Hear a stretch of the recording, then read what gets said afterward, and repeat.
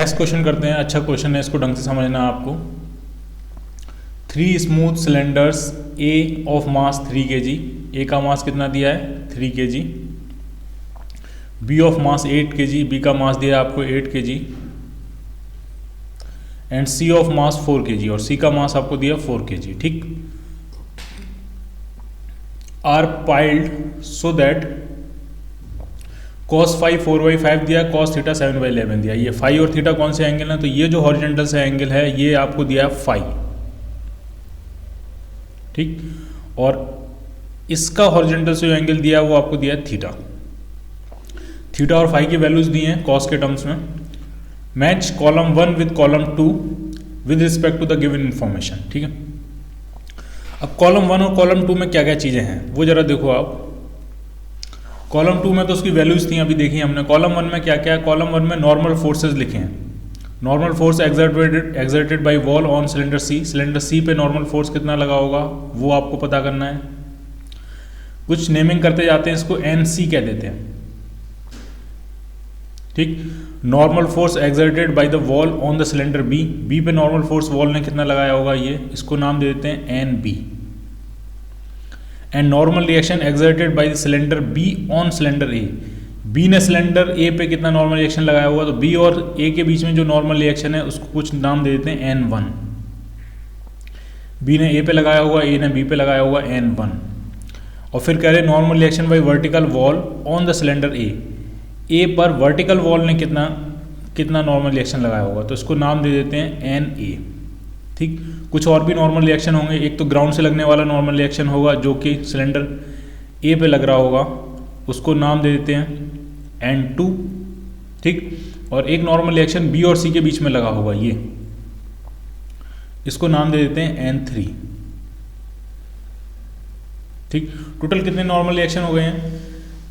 सी पर वॉल से लगने वाला NC, सी और बी के बीच में लगने वाला N3, बी पर वॉल से लगने वाला NB, बी और ए के बीच में लगने वाला N1, और ए पर वॉल से लगने वाला NA और ग्राउंड से लगने वाला N2। ठीक है, तो Na, Nb, Nc, N1, N2, N3, total 6 normal reaction हो गए। ठीक है, इक्वेशन कितनी बनेगी, इक्वेशन भी टोटल 6 बनने वाली है। क्यों, एक सिलेंडर की 2 इक्वेशन बनेगी, एक वर्टिकल बैलेंस फोर्स बैलेंस की इक्वेशन, एक हॉरिजॉन्टल फोर्स बैलेंस की इक्वेशन। इसी तरह से इस सिलेंडर की भी 2 इक्वेशन बनेगी, एक वर्टिकल फोर्स बैलेंस की, एक हॉरिजॉन्टल फोर्स बैलेंस की। सेम इसके लिए भी है। ठीक है, तो एक सिलेंडर के लिए 2 इक्वेशन, टोटल 3 सिलेंडर 6 इक्वेशन, और 6 ही आपके पास क्या है unknown, N1, N2, N3, Na, Nb, Nc।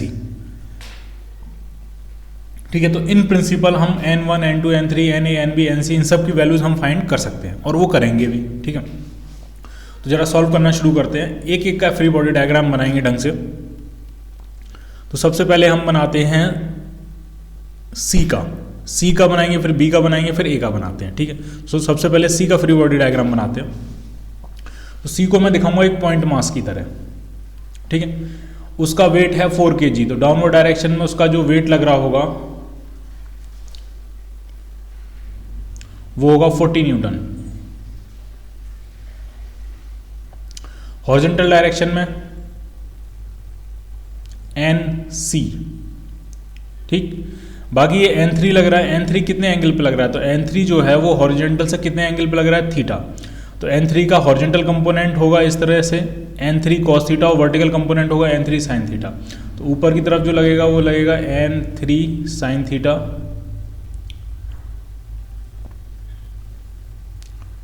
और हॉरिजॉन्टल में जो इस तरह से लगेगा वो लगेगा N3 cos थीटा। ठीक है, साइन थीटा कॉस थीटा की वैल्यू लिख लेते हैं। कॉस थीटा आपको 7/11 दिया था क्वेश्चन में, अगर आप शीट में क्वेश्चन देखोगे तो कॉस थीटा कितना दिया आपको 7/11। तो साइन थीटा कितना होगा, तो जो साइन थीटा होगा वो होगा √1 माइनस कॉस स्क्वायर थीटा, तो √1 माइनस 49/121। ये कितना आने वाला है, ये आ जाएगा आपका 72/121। 72 में 6 बाहर आ सकता है, 6√2/11। ठीक है, ये आएगा साइन थीटा। ठीक है, जरा अगर हम फोर्स बैलेंस की इक्वेशन करना शुरू करें तो वर्टिकल में अगर दिखाएं तो N3 साइन थीटा कितना है 6√2/11, वो कितना होगा, वो 40 के बराबर होगा, 40 न्यूटन के बराबर। तो n3 की वैल्यू मिल गई आपको, 2 से कैंसिल करते हैं 20 टाइम्स, 2 से कैंसिल करेंगे इसको 3 टाइम्स, √2 से कैंसिल करते हैं तो ये आ जाएगा 10√2। तो n3 आपका आ रहा है 110√2/3।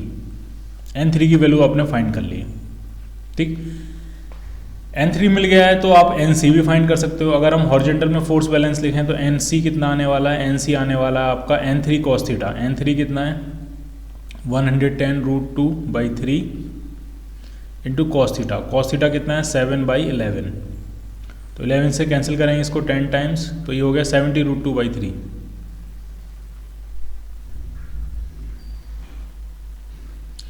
एनसी की वैल्यू भी आ गई है, ठीक। दो इक्वेशन बने, दो अननोन हमने सॉल्व कर लिए हैं, कि एनसी और एक n3। अब जरा चलते हैं हम बी का फ्री बॉडी डायग्राम बनाने।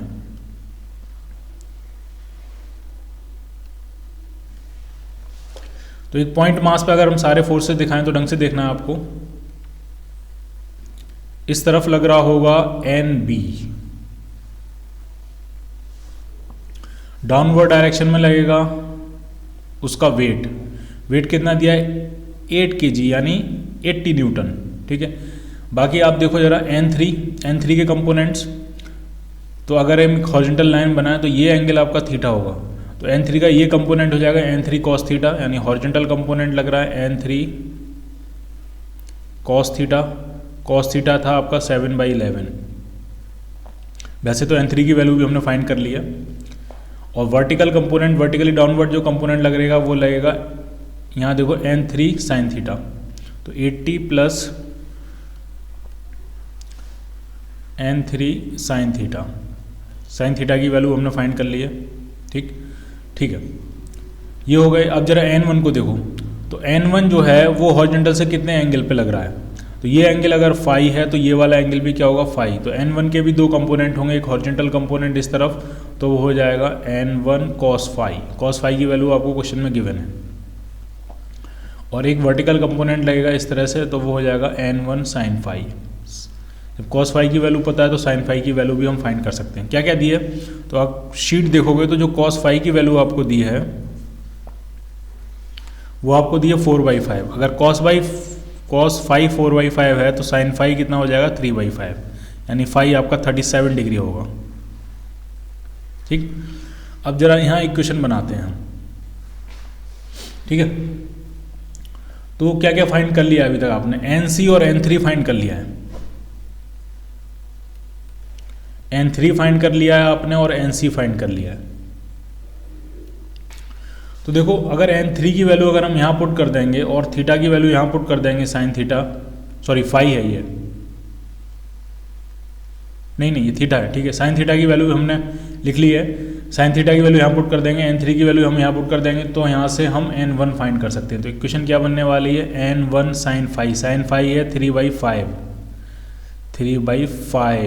ठीक, is equal to 80 plus n3 sin theta. n3 कितना आया था, 110√2/3, और साइन थीटा कितना आया था, तो अगर आप ऊपर देखोगे साइन थीटा हमने निकाला था 6√2/11, तो ये जाएगा 6√2/11। तो 11 से ये कैंसिल होगा 10 टाइम्स, 3 से कैंसिल होगा ये 2 टाइम्स, तो ये √2 इंटू √2 2 जब 40 हो जाएगा, 40 प्लस 80 120, 3 से कैंसिल करेंगे 4 टाइम्स, तो n1 जो आया वो आपका आ गया 200 न्यूटन। n1 हमने फाइंड कर लिया है कितना, 200 न्यूटन, ठीक है। तो n1 की वैल्यू भी मिल गई अब आपको। अब जरा हॉरिजॉन्टल में देखते हैं फोर्स बैलेंस। n1 की वैल्यू फाइंड कर ली है, n3 की वैल्यू भी फाइंड कर ली है, तो यहाँ से हम nb फाइंड कर लेंगे। तो nb कितना आने वाला है,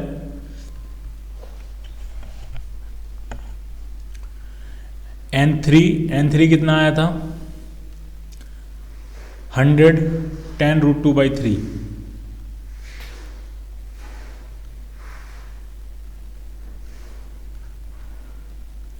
इंटू 7/11 प्लस n1 कितना है 200 इंटू cos फाई कितना है 4/5। तो यहाँ से एन बी की वैल्यू आने वाली है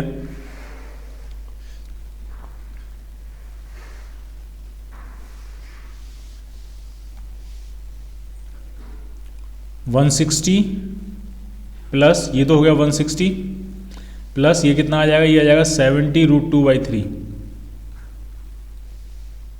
ठीक है, तो ये 70√2/3 आप सॉल्व करोगे तो ये 33 के आसपास कुछ आता है। तो अप्रोक्सीमेट इसकी वैल्यू कितनी आ जाएगी 193 न्यूटन।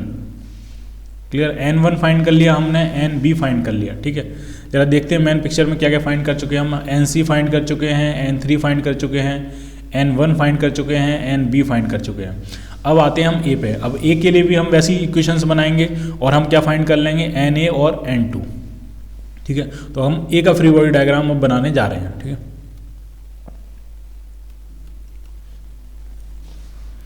ये पॉइंट पे सारे फोर्सेस दिखाएंगे। एक तो इसका वेट डाउनवर्ड क्या 30 न्यूटन,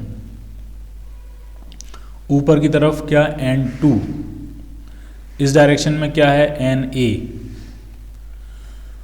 और जो n1 है अगर हम एक हॉरिजॉन्टल लाइन बनाए यहाँ पे तो ये एंगल फाई है, तो ये वाला एंगल भी क्या होगा फाई। यानी n1 का जो हॉरिजॉन्टल कंपोनेंट होगा वो होगा n1 cos फाई, और वर्टिकली डाउनवर्ड जो कंपोनेंट होगा वो होगा n1 sin फाई। ठीक है, तो ये मैं आपके लिए होमवर्क छोड़ देता हूँ। cos फाई की वैल्यू पता है, sin फाई की वैल्यू पता है, n1 की वैल्यू हम फाइंड कर चुके हैं 200 न्यूटन। ठीक, तो na आप फाइंड कर लोगे, n इक्वल टू क्या होगा n1 cos फाई। अगर लिख भी लें तो na कितना हो जाएगा n1 cos फाई, n1 कितना है 200 और cos फाई कितना है आपका 4/5। तो na सीधा सीधा मिल गया 160 न्यूटन। ठीक, इसी तरह से n2 फाइंड कर लोगे, n2 कितना हो जाएगा 30 प्लस n1 sin फाई। ठीक है, इसीलिए आपको क्या मिल जाएगा n2 मिल जाएगा। तो n1 n2 n3 na nb nc सारे मिल जाएंगे। फिर आपको खुद से मैच करा लेना है कौन सा ऑप्शन किसके साथ मैच कर रहा है। क्लियर, जब आप मैचिंग कराओगे तो इसमें जो आंसर बनने वाला है वो बी पार्ट बनने वाला है। ठीक है, nc कितना आया था, nc आया था आपका the normal force exerted by wall on the cylinder c, तो वो कितना आया था, वो आया था 33 न्यूटन। ठीक है, देखो nc ये है nc, इसको आप सॉल्व करोगे तो अप्रोक्सीमेट 33 न्यूटन मिल जाएगा आपको। ठीक है, तो सारे आंसर हमने सारे फाइंड कर लिए, मैच आपको खुद करा लेना है।